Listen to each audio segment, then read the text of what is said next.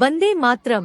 Krishna complex Borsad ચોકડી Shri Ramakrishna જનસેવા foundation પરિવાર દ્વારા સ્વતંત્ર દિવસની ઉજવણી કરવામાં આવી. આ પ્રસંગે મુખ્ય મહેમાન તરીકે પ્રજાપતિ સમાજ યુવા સંગઠન અધ્યક્ષ બક્ષીપંચ મોરચો ઉપપ્રમુખ આણંદ શહેર ગોપાલભાઈ પ્રજાપતિ તેમજ આસપાસના અનેક લોકો ઉપસ્થિત રહ્યા હતા. અંતમાં સંસ્થાના પ્રમુખ વિનોદકુમાર યાદવ દ્વારા આભાર વ્યક્ત કરવામાં આવ્યો.